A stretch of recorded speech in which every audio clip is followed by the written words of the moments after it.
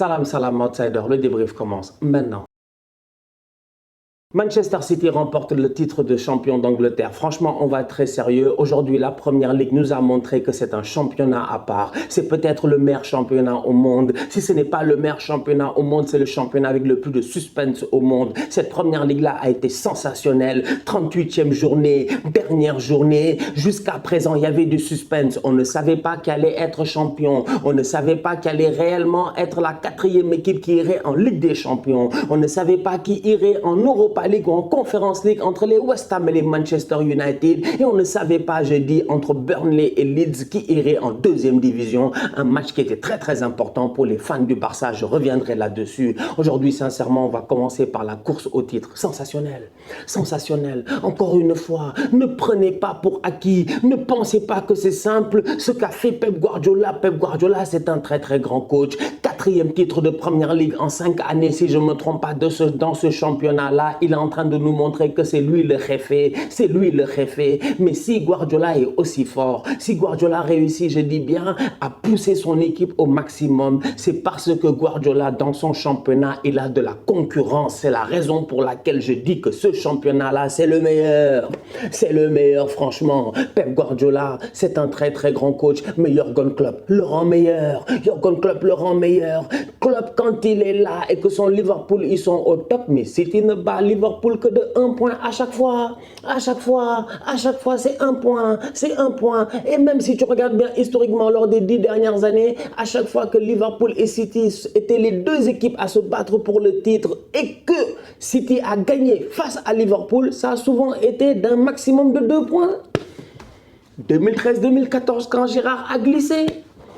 84 points pour Liverpool, 86 points pour City. Franchement, encore aujourd'hui, si tu regardes bien à un moment donné du match, City, ils sont champions au goal average. Ça montre à quel point c'est serré. Ça montre à quel point Pep est obligé de chercher le maximum de chacun de ses joueurs. Et cette saison, il l'a fait. Bravo à lui. Cette équipe de Manchester City-là est championne d'Angleterre. C'est largement mérité. Mais je répète encore une fois, le champion n'est beau, la victoire n'est belle. Mais sincèrement, à un certain niveau, quand elle est aussi belle, c'est parce que ton vice-champion te permet aussi d'avoir une belle victoire. Si City il gagne le titre comme les autres dans d'autres championnats, que ce soit en France ou en Allemagne, ou d'habitude en mars tu es déjà champion, si City ils font ça chaque année, c'est pas intéressant. Mais City, si tu regardes bien, à chaque fois que Liverpool ils sont au top, et surtout c'est Liverpool de Jürgen Klopp là, ils poussent jusqu'au bout.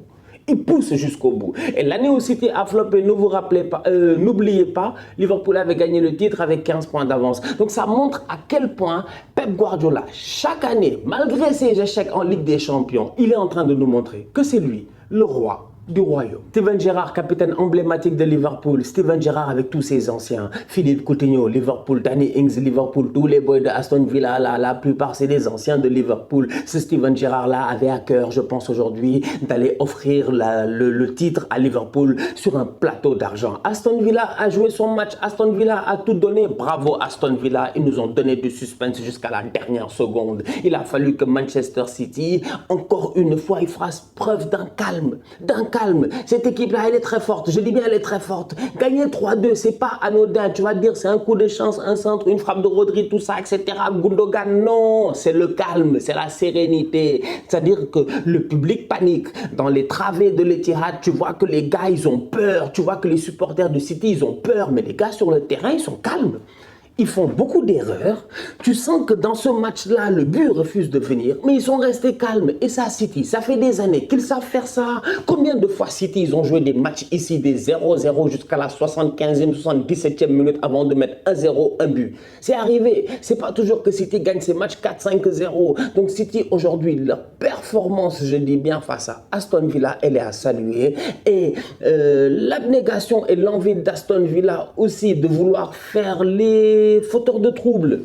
Ils sont venus en mode bandit, les boys de Aston Villa. Ils ont voulu foutre le bordel. Franchement, on va être très sérieux. Mais City est à saluer. Franchement, City est à saluer. Top performance de la part des Citizens. Parce que mentalement parlant, il fallait le faire. Mentalement parlant, il fallait aller chercher le titre. Liverpool a tout fait, c'est dommage, c'est des choses qui arrivent, c'est comme ça, c'est la vie. Hein. Liverpool, ils ont tout fait jusqu'à la dernière seconde. Sadio Mané a égalisé, malgré le fait que Konaté ne sait pas gérer en début de match, tout ça, le ballon lui passe par-dessus la tête, on dirait, je sais pas. Bref, Konaté ne sait pas gérer, c'est des choses qui arrivent, mais cette équipe de Liverpool-là, encore une fois, elle n'a pas à démériter, elle doit être fière. Elle doit être très très fière. Elle est vice-championne avec 91 points, si je ne me trompe pas. C'est extraordinaire, vous vous rendez compte les gars, c'est-à-dire que le nombre de points qu'ils ont, je pense qu'ils sont champions partout. Ils sont champions dans tous les championnats en Europe, franchement. C'est pour dire à quel point le niveau est là. Le niveau est là. Et les gars de Liverpool, ils ont été compétitifs partout. La première ligue, ils l'ont joué jusqu'aux 15 dernières minutes. Et ce week-end, le week-end prochain, ils joueront une finale de Ligue des Champions face au Real Madrid. Bravo à cette équipe de Jürgen Klopp là.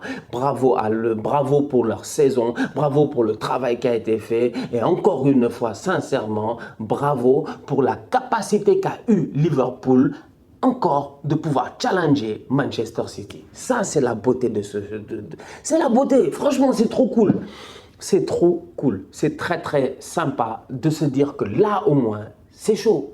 C'est chaud. Et l'année prochaine, ça reprendra. Et les deux ont renouvelé. Pep a renouvelé, Klopp a renouvelé. L'année prochaine, on reprend encore une fois la bataille en espérant que Eric Ten Hag, que Antonio Conte, que Mikel Arteta, que les autres aussi pourront mettre du suspense. Parce que je vous dis que ce championnat-là, la Première Ligue, est capable de se jouer à 3 lors de la dernière journée. C'est possible. On va voir la saison prochaine. Arsenal bat Everton 5-1. Norwich perd 5-0 face à Tottenham. Voilà, c'est la vie, c'est comme ça. Arsenal ne sait pas gérer. 5 buts face à Everton. Une victoire 2-1 aurait été largement suffisante. Les 3 autres buts, on aurait pu les mettre face à Tottenham et faire match nul. C'est-à-dire qu'aujourd'hui, Arsenal aurait pu aller en Ligue des Champions. Mais finalement, après, voilà, dans le calme, je me dis que c'est pas grave. C'est pas grave. C'est une équipe qui va continuer à se construire. On va en Europa League la saison prochaine. On va tout faire, je dis bien, pour essayer d'être compétitif dans cette compétition-là. Maintenant, le problème, il est simple. C'est est-ce que cet été, un club comme Arsenal qui ne joue pas la Ligue des Champions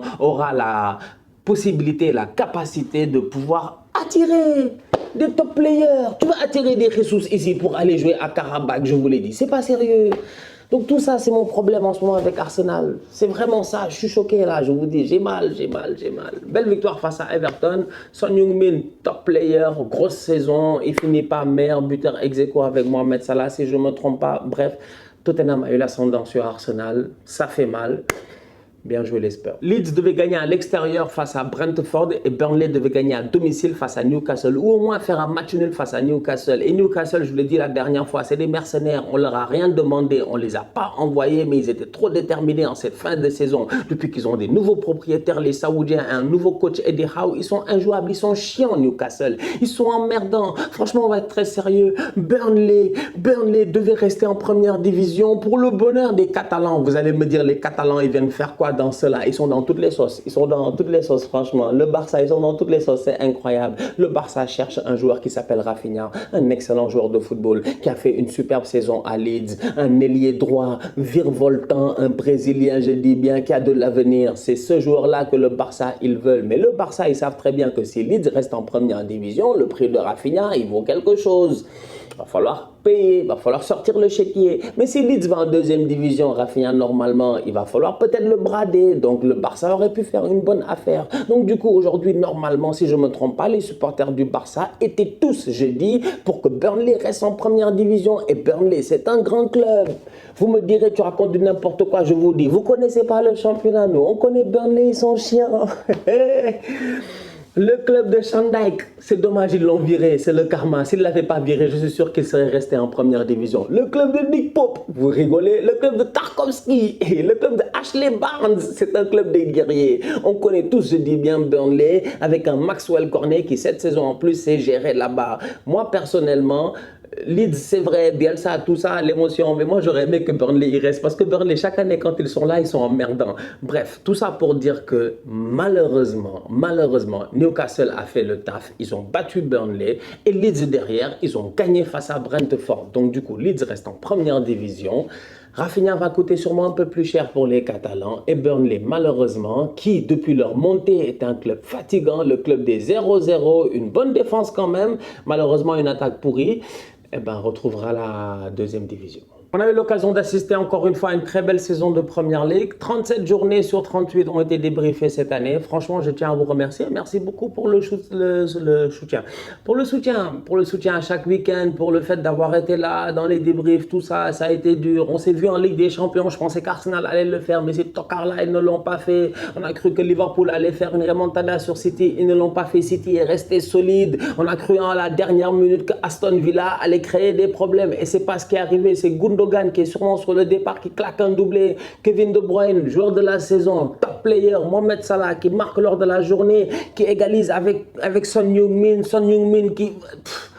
c'était une saison, c'était le plaisir. Franchement, c'était le plaisir. Maintenant, tout est une question de mercato. On a hâte de voir ce que ça va donner. J'ai juste hâte de voir ce que ça va donner, ce mercato. J'ai hâte de voir ce que la saison prochaine nous réserve. Sans oublier, s'il vous plaît, Manchester United qui a perdu face à Crystal Palace pour la dernière journée. C'est normal, c'est normal. C'est des tocards. C'est des tocards. Attendez. United a perdu face à Crystal Palace 1-0. Je vais m'amuser à aller voir le goal average de United. 0. Ils ont fini la saison avec 57 buts marqués, 57 buts encaissés. C'est-à-dire que United, franchement... Et c'est comme ça. Non, c'est mon nouveau Nemesis. C'est mon nouveau Nemesis. La saison prochaine, Arsenal ne se bat pas contre les autres. Arsenal se bat contre Manchester United. En tout cas, franchement, c'était un plaisir, encore une fois, cette saison. La famille, on se capte très très bientôt pour un nouveau débrief Première Ligue. Il y a le mercato, on va se gérer. Donc, vous inquiétez pas, je serai là, même si les matchs sont terminés. D'ici là, on continue à liker, on continue à partager. On s'abonne, on s'abonne, on s'abonne. On est ensemble, on reste en santé, c'est le plus important. Tous outsiders.